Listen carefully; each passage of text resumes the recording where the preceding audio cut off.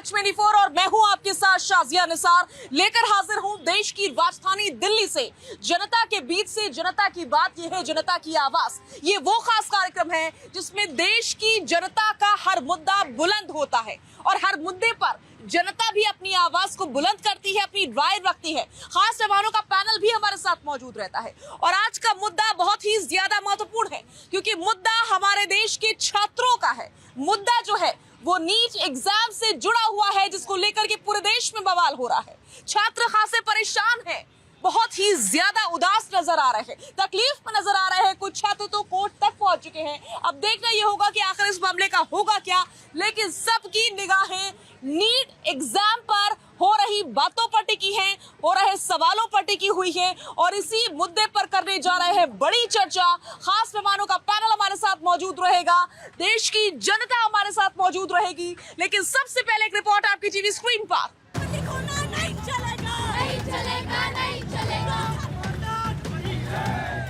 सीधा ही रीनीट करवाना चाहिए था, इस पेपर कैंसिल करना चाहिए।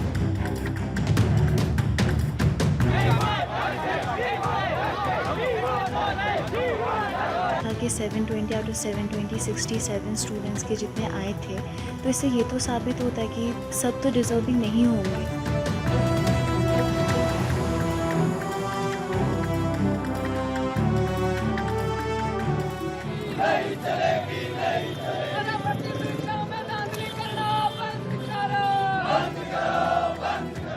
तो देश की जनता हमारे साथ जुड़ चुकी है। सभी का भारत 24 पर बहुत बहुत स्वागत है और दूसरी तरफ है खास मेहमानों का पैनल। सभी का तारुफ जल्दी से करवा देते हैं। हमारे साथ मुन्ना खान जी मौजूद रहेंगे जो कि कुछ ही देर में पहुंचने वाले हैं। संजय मिश्रा जी अपनी उपस्थिति दर्ज करवाएंगे।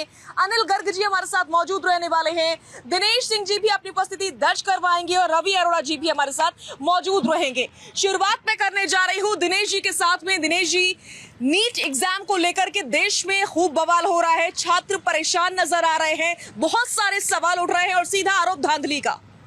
देखिए, धांधली कुछ नहीं है सर जी, इसमें क्लियर है कि जैसे कुछ सेंटर्स पे क्या था कि जैसे कि पहले फॉर्मुलेशन जैसे कि एक वो उसमें ये बताया गया कि कहीं ना कहीं गड़बड़ी है। लेकिन मैं देखिए दोनों के पक्ष में नहीं हूँ, ना मैं कह रहा हूँ कि गड़बड़ी है ना मैं कह रहा हूँ गड़बड़ी नहीं है। दोनों की चीज़ें देखी जाए कि जो मामला जो है कोर्ट में पहुँच चुका है। बहुत सारे जो एग्रेव जिनको चिंता थी, जो स्टूडेंट थे, तो वो कोर्ट पहुँचे। PIL भी डली, केसेस भी डले और उसके लिए 4 मेंबर्स का एक पैनल भी बना दिया गया है जो कि सबकी जो शिकायतें हैं उनके सब मतलब समाधान करने की कोशिश करेगा। और 1500 कुछ जो स्टूडेंट्स हैं उनको टॉप नंबर मिले और उसमें मेरे ख्याल से 67 जो है उनको एक तरह से मतलब टॉप रैंकिंग में आ गए। ये तो आप बता रहे हैं कि कोर्ट ने क्या काम किया है, कोर्ट कितना संजीदा है, लेकिन उससे पहले आप लोगों के द्वारा जिनकी सरकार है, जिनका संज्ञान सबसे पहले होना चाहिए था, जिनको सीरियसली लेना चाहिए था, उनकी ओर से क्या हुआ? यहाँ तो आप 4 तारीख का इंतजार कर रहे थे, सरकार बनाने में बिजी थे। नहीं, देखिए ऐसा कुछ नहीं है। जैसे जो होता है इसका कोई तय समय नहीं, मतलब समय मानक नहीं होता इसका कुछ से। जब जैसे रिजल्ट का एक होता है कि ठीक है रिजल्ट जब तैयार हो गया तो उसके बाद में उसको डिक्लेयर करते हैं, उससे पहले सूचना उसकी देते हैं, तो वो दी जा चुकी थी। उसके बाद जैसे 4 तारीख को जब किया गया, उसका जैसे ही संज्ञान में चीज़ें आई तो तुरंत जो है वहाँ पर जो जैसे कि उच्च स्तरीय जो है एक पैनल बना दिया गया जिसमें 4 सदस्य हैं। वो सभी चीज़ों की जो मांग जनता की तरफ से, स्टूडेंट की तरफ से हो गई। और जैसे कि कुल देखिए सिर्फ 6 सेंटर्स में गड़बड़ी जो है वो पाई गई, उसको लेकर संज्ञान में लिया गया। उसके बाद में 1600 के करीब जो स्टूडेंट जो हैं जो इससे मतलब एक तरह से मतलब कि प्रभावित हुए हैं, उनके दोबारा हो सकता है दोबारा उनकी मतलब एक जैसे वो अगर बोले हैं कि उनके जो आंसर कीज हैं उनको दोबारा चेक करने की बातचीत बोले तो उससे अगर वो अगर आश्वस्त होते हैं तो वो ठीक है। अदरवाइज जैसे अगर दोबारा अगर एक चेक करके और दोबारा अगर एग्जाम देने की बातचीत होती है, वो भी करेगा जो उनको ठीक लगेगा उस हिसाब से काम करेगा, उनकी अपेक्षा मुताबिक किया जाएंगे और जो उनकी जो शिकायत है उनको निवारण करने का सारा काम किया जाएगा। ठीक है संजय मिश्रा जी, क्या आपको लगता है कि इतनी महत्वपूर्ण परीक्षा में भी जरा भी लापरवाही या फिर धांधली होनी चाहिए जिस तरह के आरोप लग रहे हैं? बिल्कुल लापरवाह सरकार में यही होगा, इससे ज़्यादा की उम्मीद नहीं कर सकते। एक नीट का पेपर सिर्फ लीक हुआ होता तो समझ लेते। षड्यंत्र देखिए, 4 तारीख को देश में लोकसभा का रिजल्ट आ रहा है और 4 तारीख में आप नीट का एग्जाम रिजल्ट आउट कर रहे हैं। आप षड्यंत्र देखिए कैसे सेट किया। जो 15 तारीख 16 तारीख में रिजल्ट आने हैं उसको 4 तारीख में आनर पानर में क्यों किया गया? सबसे बड़ा सवाल कि भाई 67 बच्चों को 720 नंबर, उससे भी ज़्यादा आश्चर्य की बात 2 बच्चों को 718 और 719 नंबर, जो संभव ही नहीं है आना। ये क्या था भाई? तीसरी बात, सेम डे एग्जाम के दिन राजस्थान के एक सेंटर पे पेपर आउट होने की बात लड़कों के द्वारा कहा गया, फिर सरकार क्यों नहीं एक्शन लिया उस वक्त? क्यों सोई रही सरकार? तो इसका मतलब कि आप ये काम करो। इससे भी बड़ा एक बात है, पिछले 5 साल का आप रिकॉर्ड देखिए, 15 राज्यों में 45 बार सरकारी नौकरी के लिए जो एग्जाम्स होते हैं उसके पेपर लीक हो चुके हैं। क्यों हो चुके हैं भाई? लोगों के भविष्य के साथ क्यों खिलवाड़ हो रहा है? जो बच्चे आज धक्का खा रहे हैं, एक माँ बाप किस तरह से बच्चों को पढ़ाता है हमसे बेहतर कोई नहीं जाने। बेशक सभी लोग जो अपने बच्चों को पढ़ा रहे हैं, किस तरह से पैसा अरेंज करते हैं। मेडिकल की तैयारी कराना आसान नहीं है, सरकार क्यों उनके भविष्य के साथ खिलवाड़ कर रही है।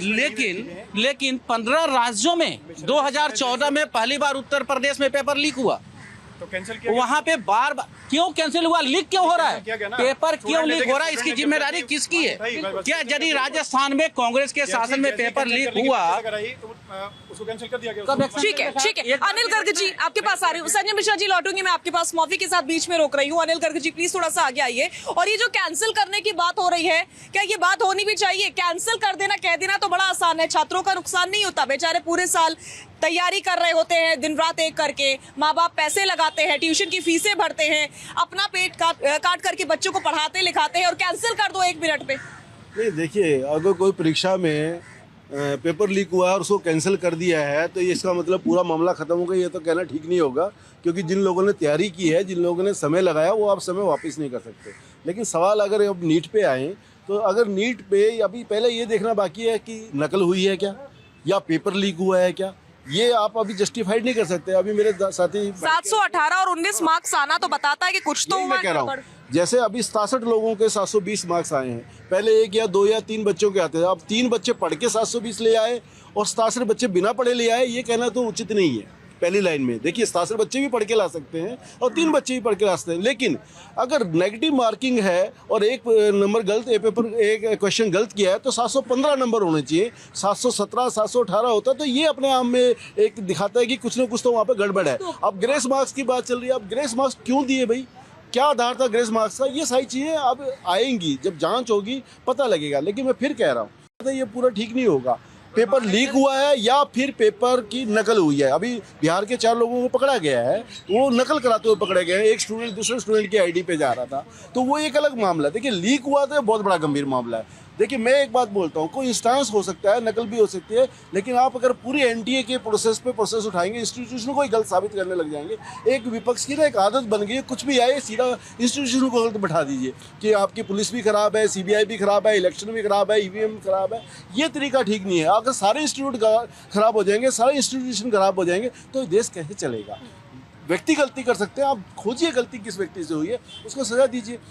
लेकिन मैं फिर कह रहा हूँ, अगर पेपर लीक होते हैं तो ये बहुत गंभीर मसला है। बिल्कुल। अगर सिर्फ नकल हुई है तो सारे लोगों को, जो 24 लाख बच्चों ने पेपर दिया है, उन सबको इसमें डाल देना ठीक नहीं होगा। जो बच्चे अभी अच्छे नंबर्स लाए हैं, सबको ये कह देना कि पेपर लीक हो गया था या नकल कर ली इसीलिए आए, ये भी ठीक नहीं होगा। तो मेरा मतलब है, जाँच का इंतजार करना चाहिए, क्या हुआ था उसके आधार पर फैसला लेना चाहिए। ठीक है, रवि अरोड़ा जी प्लीज थोड़ा सा आगे आइए। और मैं ये कह रही हूँ कि कोई पहली दफा तो है नहीं कि नीट की एग्जाम्स को लेकर के बवाल हो रहा हो। इससे पहले न जाने कितने अलग अलग एग्जाम्स को लेकर ये कहानियां चलती हैं, खबरें आती हैं, आप खुद जानते हो, और हकीकत भी होती है उसमें कि लीक हो गए एग्जाम, पहले से लीक हो गए, या कुछ गड़बड़ी हो गई, या धांधलेबाजी हो गई। पहली दफा तो है नहीं, तो फिर इतने महत्वपूर्ण एग्जाम के साथ भी इस तरह का होना क्या बताता है? देखिए, हिंदुस्तान के अंदर सबसे ज़्यादा पैसा एजुकेशन सेक्टर में है और हेल्थ सेक्टर के अंदर है, और नीट में ये दोनों ही सेक्टर आ जाते हैं। सबसे बड़ी बात यह है कि हर माँ बाप अपने बच्चे को डॉक्टर बनाना चाहता है, इसी उम्मीद से एक मोटी रकम खर्च करने को तैयार रहता है।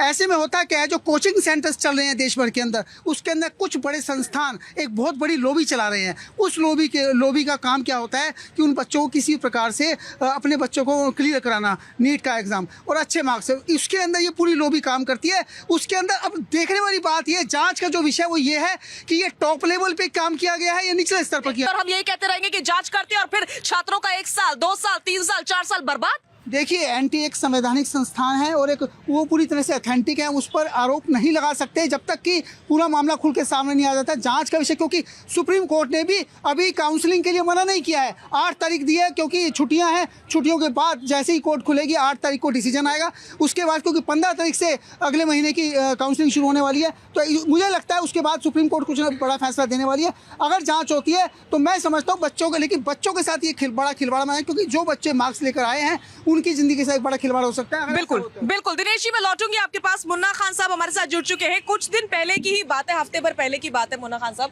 एक छात्र यहाँ पर आया था और नीट एग्जाम्स को लेकर के बड़ा रोता बिलखता तड़पता हुआ आया था। वो ये तक कह रहा था कि कई स्टूडेंट्स ने सुसाइड कर लिया है, मैं भी करूंगा, यहीं पर हाथ में बहुत सारे पेपर्स लेकर आया था।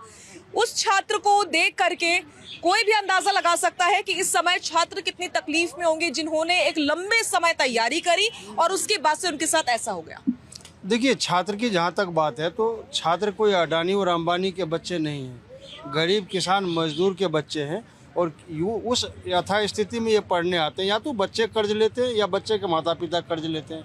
कर्ज लेने के बाद शिक्षा पूरी हो, जब एग्ज़ाम का टाइम है, पता लगे कि ये पेपर लीक हो चुका है, तो कहीं ना कहीं सरकार की फेलियर है।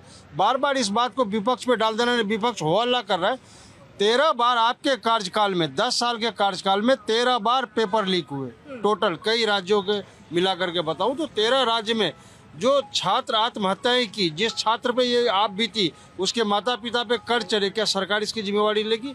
मैं ये पूछना चाहता हूँ, जो शिक्षा का मॉडल आप बार बार कहते हो कि हम शिक्षित भारत बनाना चाहते हैं, तो शिक्षित भारत में 13 बार पेपर लीक होंगे। पेपर इसलिए लीक हो रहे हैं क्योंकि सरकार के पास देने के लिए नौकरी नहीं है।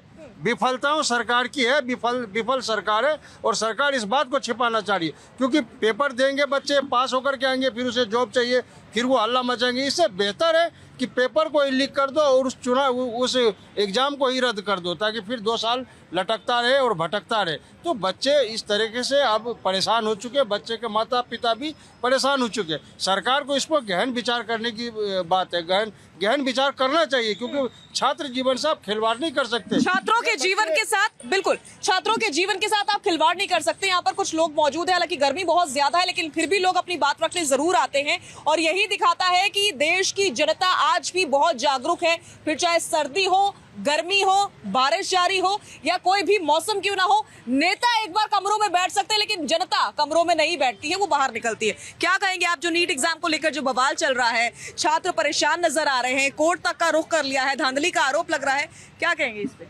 नहीं, सरकार तो जांच करा रही है यार, जो भी मतलब इसमें पकड़े जाते हैं उसको बंद करना चाहिए और ऐसे कड़ा कानून बनना चाहिए, क्योंकि कानून की वजह से जो गलत फायदा उठाते हैं गलत लोग, ऐसे कानून बन गए जो एक बार पकड़ा जाए उसको जेल हमेशा के लिए मतलब आजीवन कारावास हो। और मतलब कुछ कानून, कड़े कानून उठाने चाहिए सरकार को, जो बार बार हर बार घटना ऐसी हो रही है, बार बार लीक हो रहे हैं, ये कहीं ना कहीं कमजोरी जरूर है सरकार की और उस पर सोचना चाहिए। और कड़ा कानून ऐसे बनाया जाए जो पकड़ा जाए तो छोड़ना नहीं चाहिए, बिल्कुल, कोई किसी पार्टी का क्यों ना हो, क्योंकि विपक्ष हमेशा शोर मचाते हैं और पता लगे कि इन्हीं के आदमी जो है गड़बड़ कराते रहते हैं, तो क्योंकि सरकार को बदनाम करने के लिए तरह तरह के एजेंडे अपनाते रहते हैं, इसलिए इनका भी जांच होनी चाहिए। जो भी किसी भी पार्टी को, कि विपक्ष हो चाहे पक्ष का हो, कोई भी आदमी हो, सुप्रीम कोर्ट जांच करा, सरकार को सख्त होना चाहिए, सख्त होना, कानून बनना चाहिए पहले, क्योंकि कोई भी गलत काम कहीं पे भी करता है, ये देश में कानून की धज्जियां इसलिए उड़ जाती है क्योंकि कानून मजबूती है नहीं। हर चीज में ये होता है, चाहे बलात्कार में हो, किसी भी क्षेत्र में हो, चोरी में, किसी चीज में कानून है ही नहीं। कानून अगर पक्का हो, मजबूत हो, जैसे यूपी में योगी बाबा जी कानून है, जो गलत करता है, कोई चीज छेड़ता है तो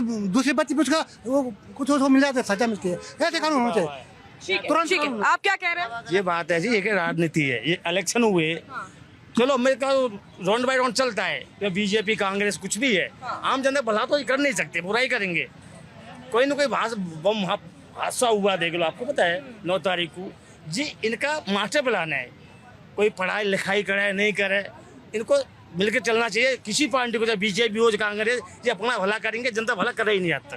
लेकिन स्टूडेंट्स के बारे में कौन सोचेगा? अब छात्र जो इतने ज्यादा परेशान हैं, वो इधर उधर भटक रहे हैं। इनकी मेहरबानी नेता की, वो बच्चे पढ़ते हैं, गर्मी पड़ रही है तो मास्क क्यों लगाएंगे? देखो गलत बात, आप भी स्कूल गए, ऐसा नहीं होना चाहिए, ये कंट्रोल करना चाहिए जनता को। यहाँ जो छात्र आरोप लगा रहे हैं कि उनके पेपर में ही, नीट के पेपर में धांधली हुई है, सीधा सीधा होता है, पर इतना नहीं होता।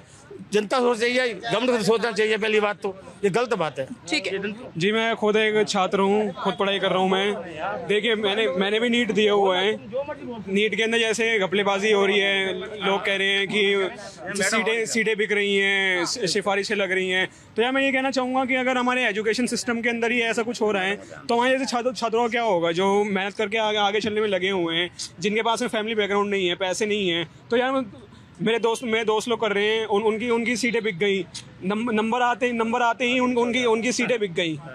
कहा कि आपका जो वो है कि आपका कुछ पीछे से सिस्टम के अंदर गड़बड़ी आई है और सीटें उनकी वो करवा दी। तो मैं ये कहना चाहूँगा कि अगर एजुकेशन सिस्टम के साथ ही ऐसा खिलवाड़ किया जा रहा है तो आखिर कहाँ, अगर देश का युवा ही नहीं बढ़ पा रहे हैं तो कहाँ जाएगा हमारा देश आगे चल बिल्कुल बिल्कुल बिल्कुल। और दिनेश जी, इसी का जवाब मैं आपसे लेना चाह रही हूँ। युवा हमारे पूछ रहे हैं कि जब देश का युवा पढ़ ही नहीं पाएगा तो बढ़ कैसे पाएगा? बिल्कुल ठीक प्रश्न किया। देखिए, इन्होंने सरकार बिल्कुल पूरे तरीके से पूरा रवैया जो सरकार का बिल्कुल सख्त तरीके से अपना के मतलब रुख अपनाया है।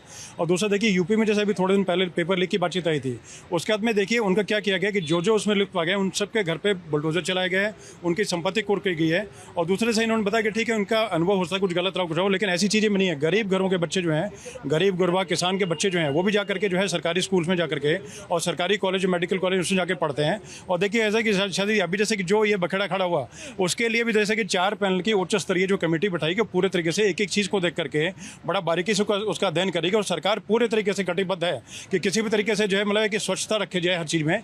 और सरकार पहले ही सजग क्यों नहीं होती ऐसे मामलों में? देखिए ऐसा है कि सिर्फ 6 सेंटर्स में शादी हुई और जो चीज़ हुई उसके लिए है कि सरकार ने खुद स्कीम बोला है कि सरकार ने इस पक्ष का कोई मतलब कि किसी तरीके से ये नहीं कहा है कि उसका मतलब मान के उसका सपोर्ट किया कुछ किया है पूरे तरीके से। जैसे इन्होंने भी बोला था कि 13 बार पेपर लीक हुए, तो क्या 13 बार क्या भाजपा शासित प्रदेशों में हुए? अगर कांग्रेस के शासित प्रदेश जैसे कि अशोक गहलोत की जब सरकार थी राजस्थान में, उसमें पेपर जो लीक हुए और उनकी जांच अभी तक चल रही है, उसके बारे में क्या कहना चाहेंगे? तो देखिए ऐसा कि जो चीज़ गलत है उसका मतलब ये नहीं है कि उसके पीछे भाजपा उसके पीछे छुप जाए और कुछ कर ले।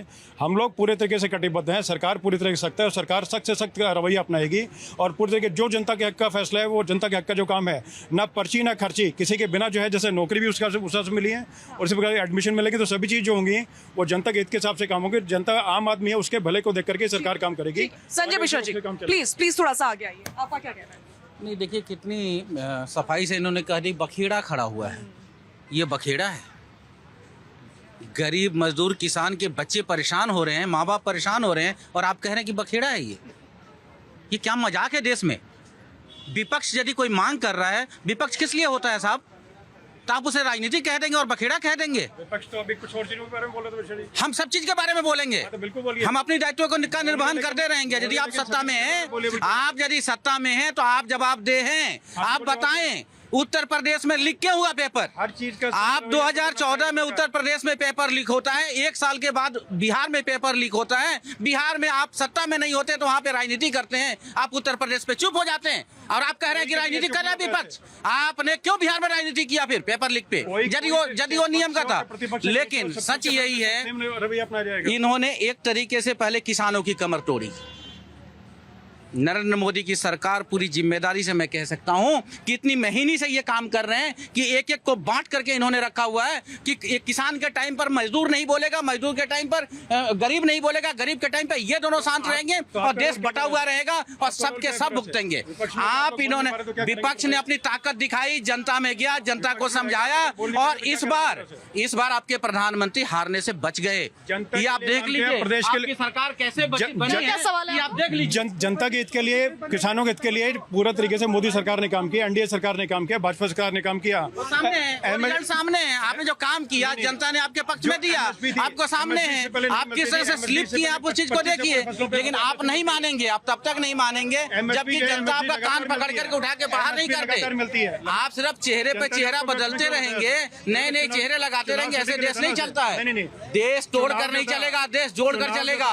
देश में आपको गरीब, मजदूर, किसान, बेरोजगार, नौजवान, शिक्षित, महिला सबकी बात करनी होगी। आप सिर्फ राजनीति का नाम दे देंगे, इसे देश नहीं चलेगा। और आपको इनकी बात करनी होगी, युवाओं की बात करनी होगी, नौकरी देना होगा। चलिए आपकी बात मान लेते हैं, मेरा कोई भी पक्ष नहीं। आप बताइए, चलिए 5 साल में कितनी जॉब दिया आपने?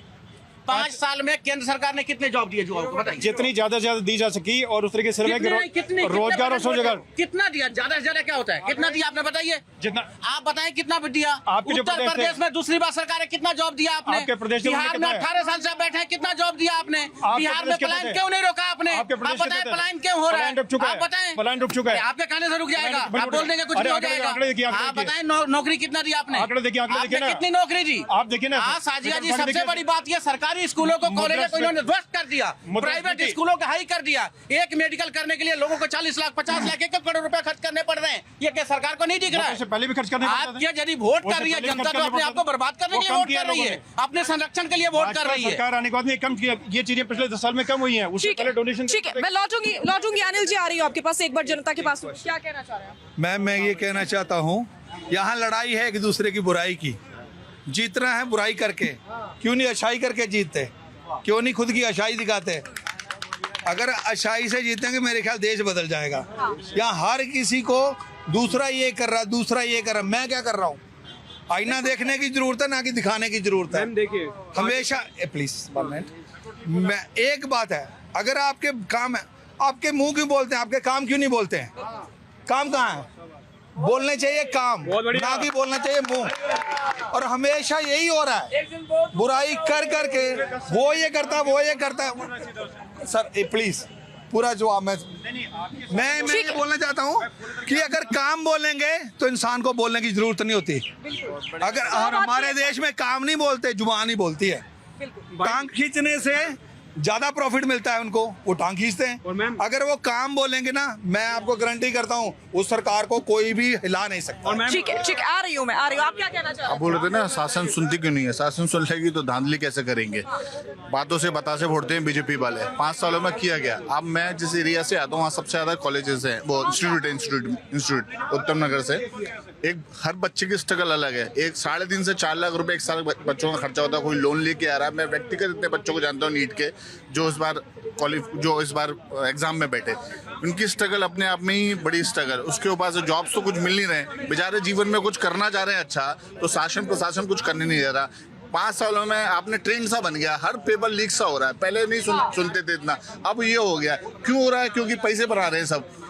एजुकेशन की किसी को चिंता ही नहीं है ना, सब अपने अपने सीटें गर्म कर रहे हैं, पैसे बना रहे हैं। जनता पागल हो रही है। बच्चे, उनके पेरेंट्स लोन ले रहे हैं, लोन पर लोन ले रहे हैं। आज का कल कर दिया, अब उन्होंने कही कैंसिल कर देंगे। कैंसिल करने में 1 साल 365 दिन बच्चे चले गए, करियर खराब हो गया उनका, जॉब्स तो कुछ मिल नहीं रही है, और बच्चों को ये और कर रहे हो। तो कुछ शासन को सुनना चाहिए, प्रशासन को सुनना चाहिए, वो सुनती नहीं है। पता नहीं कैसे, तो ये सरकार है जिनको पता नहीं है, उनको सब पता है, किसको क्या नहीं पता।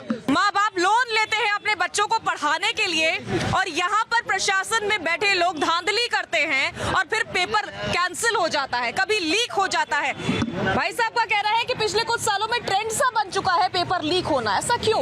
नहीं, पेपर लीक पहले भी होते हुए होंगे, लेकिन अभी क्या है, आईटी इतना अच्छा हो गया है कि कहीं भी कुछ घटना होती है और तुरंत पकड़ में आ जाती है, पहली बात। दूसरी बात, ये बात ठीक है, माँ बाप लोन लेते हैं, माँ बाप, बच्चा भी बहुत मेहनत करता है, लेकिन सवाल ये है कि लीक तो किसी हालत में खराब ही है। अगर नहीं भी लोन ले और बच्चा मेहनत कर रहा फिर भी पेपर लीक होता तो वो भी खराब है। पेपर लीक होना किसी तरीके से अच्छा नहीं हो सकता। लेकिन दूसरी बात जो मैं कह रहा हूँ कि प्रोपेगेंडेड भी नहीं होना चाहिए। मान लो अभी नीट का जो मामला है, 6 सेंटरों में गड़बड़ी पाई जाती है, तो वो एक नकल का मामला है कि लीक का मामला?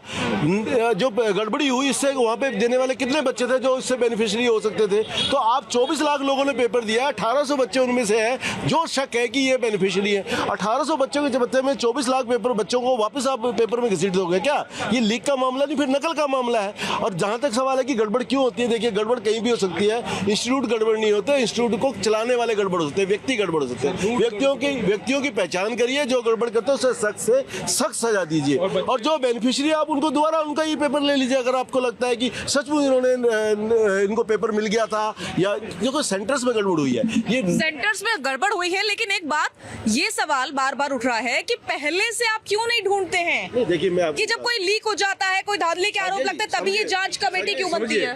पेपर पहुंचा सेंटर में बच्चों को देने के लिए, वहाँ पे व्यक्तियों ने उसको हैंडल करना है, और उसमें से कोई व्यक्ति गड़बड़ हो गया, लालच में फंस गया, गड़बड़ हो गया, और उसने वो पेपर खोल लिया, पहले लीक कर दिया। इसमें ऊपर से नीचे तक का सिस्टम को आप कैसे दोषी ठहरा देंगे? सिस्टम तो वही रहेगा पेपर दिलाने का, वो व्यक्ति दोषी है ना। उस व्यक्ति को अगर सजा ज्यादा मिलने लग जाए, सख्त मिलने लग जाए, तो फिर व्यक्ति ऐसा अपराध करने से डरेगा। ये जरूरी है कि अगर किसी मामले में सख्त से सख्त सजा दी जाए, उसके आगे पीछे वाले पूरी चेन को सजा। आपने तो सब कुछ कोर्ट के ऊपर ऊपर डाल दिया और अपना पल्ला झाड़ लिया। पल्ला नहीं झाड़ रहा हूँ, मेरे मतलब पूरे सिस्टम को आप बदल नहीं सकते, पूरा सिस्टम खराब भी नहीं है। इंस्टीट्यूट एकदम ठीक है, एनटीए का काम करने का तरीका ठीक है, काम करने का तरीका यही बनेगा। सेंटर्स पूरे देश भर में सेंटर, आप ये भी देखिए ना, सेंटर की कोई एक गवर्नमेंट तो वहाँ चला नहीं रही, स्टेट गवर्नमेंट सबकी अलग अलग है, हर जगह की धांधली हो सकती है, कहीं भी सेंटर में गड़बड़ हो सकती है। तो उसमें स्टेट गवर्नमेंट के और वहाँ के जो लोकल लोग हैं वही ज़्यादा इफेक्टेड लोग होते हैं। मेरा कहना यह है, दोषी व्यक्तियों की पहचान करिए, सिस्टम को आप दोषी बताना बिल्कुल एकदम में दोषी सिस्टम को बता देते हैं और सिस्टम को ही बदलने की बात करते हैं, वो पल्ला झाड़ना है। पल्ला झाड़ना ये नहीं है कि जो सचमुच दोषी है उसको ढूंढना और उसको सजा देना, ये पल्ला झाड़ना नहीं। ठीक है, संजय मिश्रा जी से एक कमेंट ले लें। करप्शन खत्म करने का ये नतीजा है सामने, एक बार नहीं, जैसे मैं आपके सामने आंकड़ा रखा कि पूरे 15 राज्यों में 5 साल में 45 बार पेपर लीक के मामले हैं। क्यों हुए ये मामला, इसका नतीजा क्यों, ये करप्शन क्यों हो रहा है और सिर्फ भाषण क्यों देते हैं। इन्होंने जो बात कही भाई साहब ने, बिल्कुल सच बात है कि भाई आप सिर्फ यदि बोलेंगे और काम नहीं करेंगे तो कुछ भी चेंज नहीं होगा। आपको यदि जीरो करप्शन करना होगा तो आपको करप्शन की जननी से बाहर होना होगा। आप करप्शन की जननी बन चुके हैं आज के डेट में, भ्रष्टाचार की जननी है भारतीय जनता पार्टी। इसका सबसे बड़ा कारण क्या है कि आप यदि कोई व्यक्ति आपको वोट कर रहा है तो ये सोच करके वोट कर रहा है कि नरेंद्र मोदी जी प्रधानमंत्री बनेंगे तो मेरे जीवन सुखमय होगा। का एक डिसीजन मैं कह रहा हूं, यदि उत्तर प्रदेश में जो हुआ, राजस्थान में जो हुआ, कर्नाटक में जो हुआ, केरल में जो हुआ, जहां भी जो राज्य में हो रहा है, आपने क्यों नहीं एक्शन लिया? क्योंकि आपको समय नहीं, आपको सालों भर पूरे 5 साल चुनाव लड़ने हैं, आपको प्रत्येक दिन चुनाव लड़ने हैं, प्रत्येक दिन आप प्रत्येक सेकंड चुनाव लड़ते हैं। तो जब आपका दिमाग चुनाव लड़ने में होगा, एन केन प्रकारे न चुनाव जीतकर सत्ता में बनाने में की लालसा रहेगी, तो आप जनता के लिए काम क्या करेंगे? जहां तक बात है नीति की, नीतियां गलत हो सकती हैं, सिद्धांत पे सवाल उठाए जा सकते हैं, लेकिन आपको इसलिए जनता ने बैठाया कि उसी सिद्धांत पे आकर के आप उस नीति को ठीक करिए। आपने 10 सालों में शिक्षा नीति क्यों नहीं ठीक किया? आपके पास इतने अच्छे मंत्री थे, आप जब 2014 में बैठे तो आपने किसको शिक्षा मंत्री बनाया था? आपको उसका क्या प्रभाव पड़ेगा आपको नहीं पता है। नीतियां, मैं बार बार कह रहा हूं, गर्ग साहब ने ठीक बोला, हो सकता है गलत हो, बट आपका एक्शन क्या है? यदि उसके लिए देश से कांग्रेस को यदि जनता बाहर कर सकती है तो आपको थोड़ा ना गले लगा करके रखेगी। बिल्कुल बिल्कुल, रवि अरोड़ा जी प्लीज।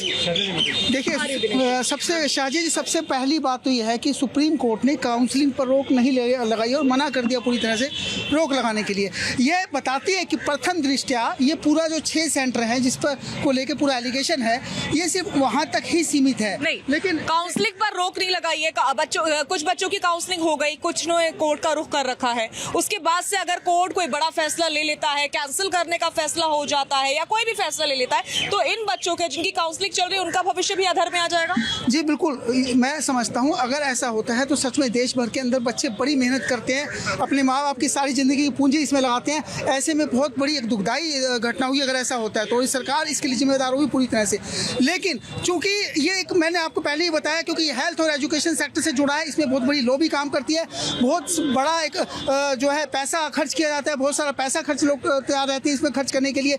ऐसे में जो लॉबी है वो इतनी स्ट्रॉन्ग है कि उसको ध्वस्त कर पाना इतना आसान नहीं है, और कहीं ना कहीं उस लॉबी को खोलना देश की जिम्मेवारी बनती है। लेकिन प्रधानमंत्री जी ने भी आने वाले, नहीं सुनिए, प्रधानमंत्री जी ने शपथ लेने के तुरंत बाद इस पर कार्रवाई करने के लिए बात की है। उन्होंने कहा है कि अब शिक्षा के अंदर कहीं भी अगर पेपर लीक होगा उसकी जवाबदेही करेंगे। नहीं, मैंने आपको दिया, देखिए झज्जर का एक सेंटर के ऊपर आपको जवाब मैं देता हूँ, सुनिए मेरी बात को। आप सुन लीजिए, सवाल सुन लीजिए ना, सवाल सुन लीजिए फिर बोलिएगा ना। मैं कह रहा हूँ झज्जर के एक सेंटर पे 6 बच्चे, 720 नंबर, कैसे पॉसिबल है साहब? मैं खुद कह रहा हूँ। अरे रुक जाइए भाई, पूरा सवाल होने दीजिए। दूसरा, राजस्थान में सेम डे जब बच्चों ने कंप्लेंट किया कि उन बच्चों के क्वेश्चन पेपर के साथ में सॉल्व करके जवाब उनको मिला है और दे करके फिर वापस ले लिया गया। हिंदी स्टूडेंट को, हिंदी बच्चों को इंग्लिश पेपर दिया गया, ये करप्शन नहीं रहा?